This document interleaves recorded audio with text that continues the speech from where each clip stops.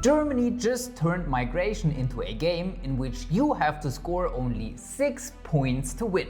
And your prize is that you can move to Europe's largest economy without having to wait months for a work permit or signed contract. But it's not as easy as it seems. Because if you don't understand the rules of the game, or if you fall into the travel insurance trap, your application will be rejected on the spot. Today, we are revealing the truth about the Chancenkarte and the strategies that guarantee that you get approved and win the game, even if you don't have a university degree.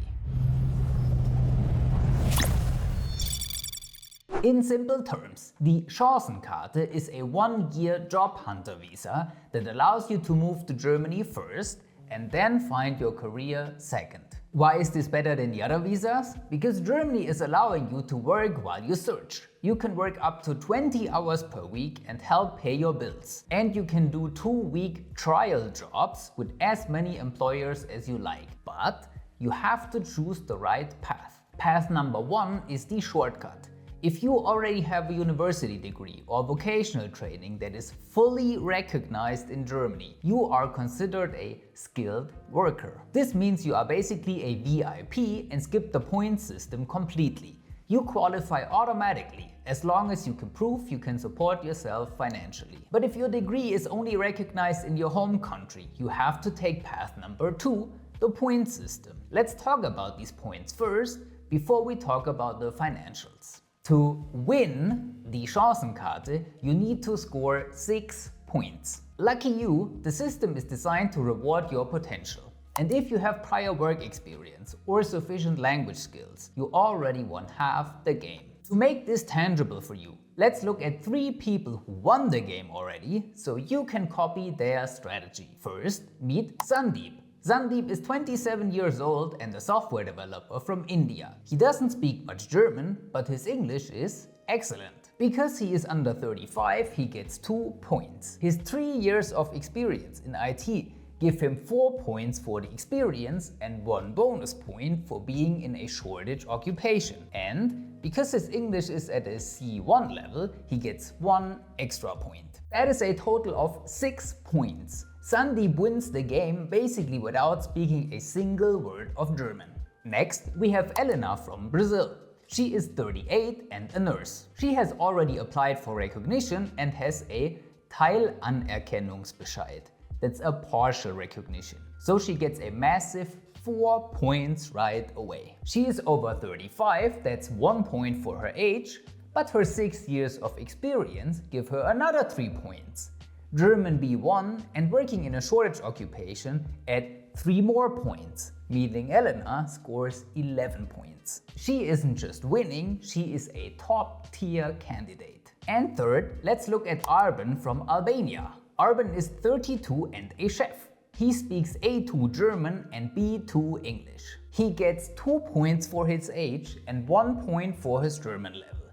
And his 2 years of experience as a chef give him another 2 points. Wait, that's only 5 points. That's not enough. However, Arben lived in Berlin for 8 months back in 2022, and that Germany connection give him the final point he needs to hit 6. Arben proves that your history in Germany can be the secret weapon that gets you approved. But don't start packing your bags just yet, because all the points in the world are worth nothing if you forget the most important part. Before you're even allowed on the playing field, you need your entry ticket, which consists of 4 non-negotiable parts. First, be careful of the travel insurance trap.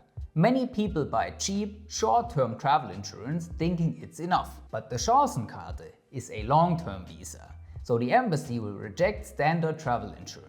You need at least an expat health insurance that meets the German legal requirements. To make sure you don't apply with the wrong insurance and lose your application fee, book a free meeting with us right here. We can help you find the best expat health insurance for your personal situation. Number 2 is your qualification. You must have a university degree or a vocational qualification from your home country that took at least 2 years to complete. And it must be officially recognized by the government in your home country. Without this proof, you lose the game before it even starts. And talking about language, that's number 3. Even if you're an absolute expert in your field, you must prove you have either A1 level German or B2 level English. And speaking the language well isn't enough. You need an official certificate, like a Goethe certificate for German or an IELTS for English. No certificate, no Chancenkarte. And finally, the biggest hurdle, the one that stops most people, the hidden costs. To get your Chancenkarte, you must prove that you can support yourself for the entire year without relying on the German state. For 2026, the German government requires you to show 1,091 euros for every month that you stay. That means for a 1-year visa, you need to show over 13,000 euros. The most common way to prove this is a blocked account. A special bank account where your money is locked and paid back to you in monthly installments once you arrive.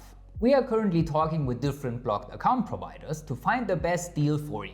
If we find a good one, we'll link it in the description below. Now that you have your points and your finances ready, how do you actually get the Chancenkarte in your hand? The good news is that Germany is finally entering the digital age. Step 1 is the self-check. Before you spend a single euro on documents or translations, go to the official Make It in Germany portal and run their self-check tool. It's the first thing many embassies will ask for anyway, so print out your results and keep them ready. The link is in the description. Step 2 is the online portal. For most countries, you don't start with a paper form anymore. You use the portal to upload your certificates, proof of funds and language scores. This is also where you fill out the VDEX form. Step 3 is the personal appointment. Even with a digital application, you still have to show up in person at the German embassy or a service provider. And this is where they check your biometrics and your documents. Important. Even though you can upload everything online, you must bring your original certificates and 2 sets of high-quality copies. Germany still loves paper. And if you show up with just digital files, your appointment will end in 5 minutes. And this is also where you pay the visa fee of around 75 euros, which is non-refundable. And step 4 is the unofficial patience test. In some regions, we've heard of approvals in as little as 2 to 3 weeks, but generally you should plan for 3 to 5 months. Use this waiting time to optimize your LinkedIn profile for the German market and begin networking with recruiters. If you arrive with lots of job interviews already scheduled, you've already won half the game. And to prepare yourself the best way possible, here's a video with the top 10 things every expat must know about Germany. Thank you for watching until the very end und bis zum nächsten Mal.